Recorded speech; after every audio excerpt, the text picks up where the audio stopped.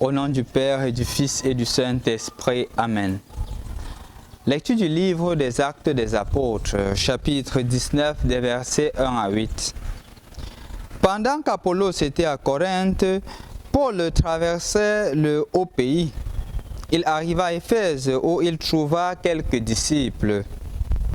Il leur demanda: « Quand vous êtes devenus croyants, avez-vous reçu le Saint-Esprit » Ils lui répondirent: « Nous n'avons même pas appris qu'il y a le Saint-Esprit. » Paul reprit: « Quel baptême avez-vous donc reçu » Ils répondirent: « Celui de Jean-Baptiste. » Alors Paul leur expliqua.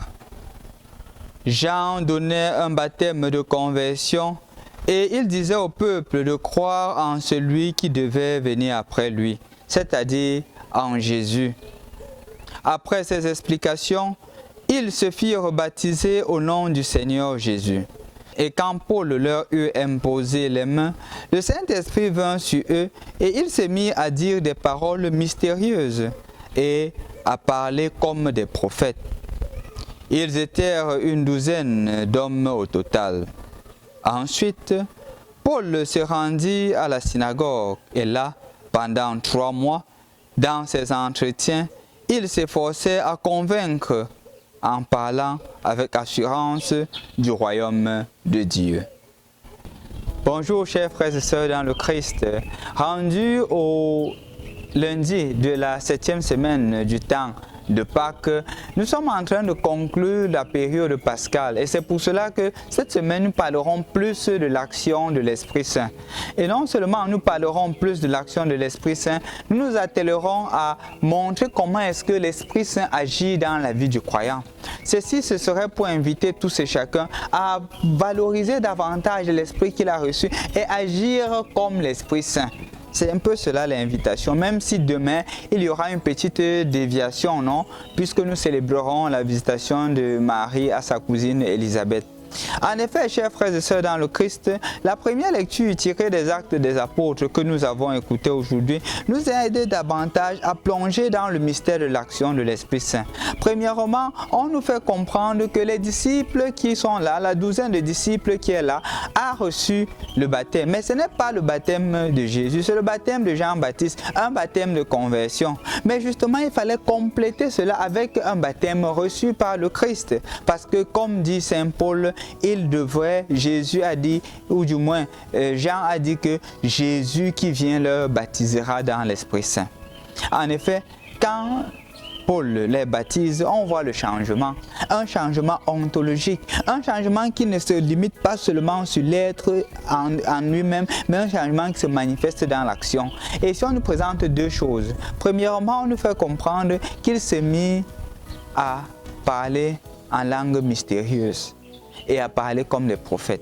C'est deux choses qui sont très importantes, ces chers frères et sœurs dans le Christ. La première, parler en langue mystérieuse. Langue mystérieuse ne veut pas dire quelque chose qu'on ne comprend pas, mais quelque chose qui est difficile à cerner, quelque chose qu'il faudrait justement un exercice plus grand pour pouvoir comprendre ce qu'il est, ce dont il s'agit. Donc il faudrait plus une grâce de Dieu pour pouvoir cerner le mystère. C'est un peu comme le mystère de la Sainte Trinité.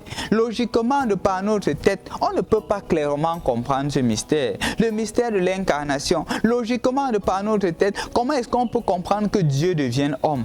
Mais justement, pour pouvoir capter cela, pour pouvoir assimiler cela, il faudrait se laisser transformer par Dieu. C'est Dieu qui accorde la grâce.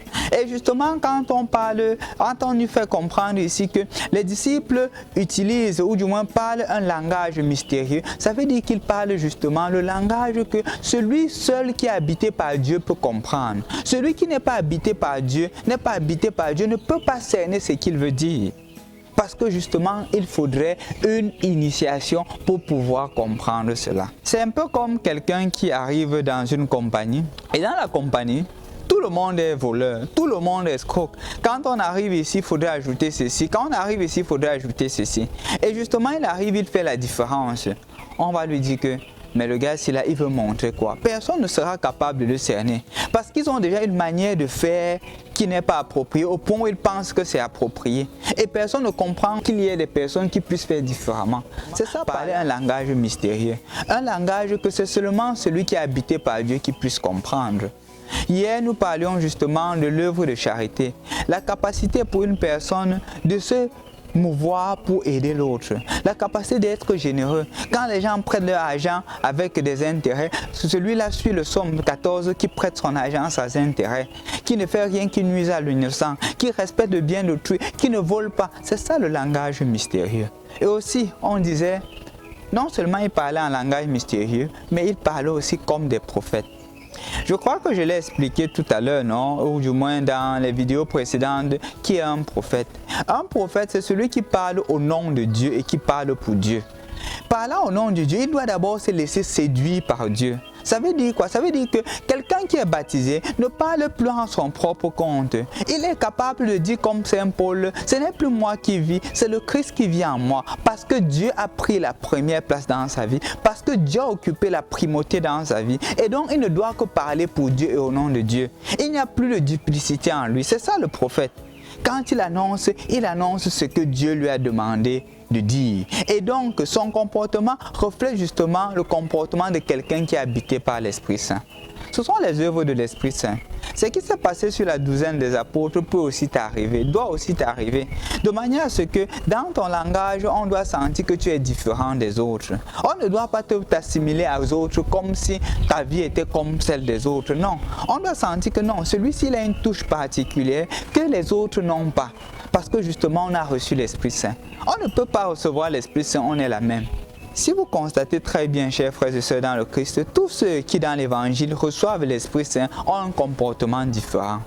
Et je crois que c'est un rappel pour nous aujourd'hui, non? Qui recevons aussi l'Esprit Saint de par notre baptême. Est-ce que nous avons un comportement différent? Est-ce qu'on peut cerner justement dans notre manière de faire quelqu'un qui est habité par l'Esprit de Dieu? Ou parfois, malheureusement, nous sommes toujours là, nous recevons l'Esprit Saint, nous recevons les sacrements, mais il n'y a pas de différence. Comme j'ai l'habitude de blaguer, c'est comme l'eau qu'on verse sur le dos du canard. Je crois qu'aujourd'hui, c'est une invitation à chacun d'entre nous de demander au Seigneur de raviver en nous le don de son Esprit, spécialement dans les familles recomposées. Puisqu'en ce jour, nous continuons la méditation sur le thème des familles recomposées. Que cet Esprit Saint-là descende sur elles, afin que justement le langage mystérieux les habite. Un langage mystérieux qui est plein d'amour. Un langage de prophète dans la mesure où il reflète justement la parole de Dieu. C'est ce que j'adresse aux familles recomposées aujourd'hui. Et aussi à toi, je t'invite à aider ces familles recomposées à être des lumières pour le monde d'aujourd'hui. Au nom du Père et du Fils et du Saint-Esprit. Amen.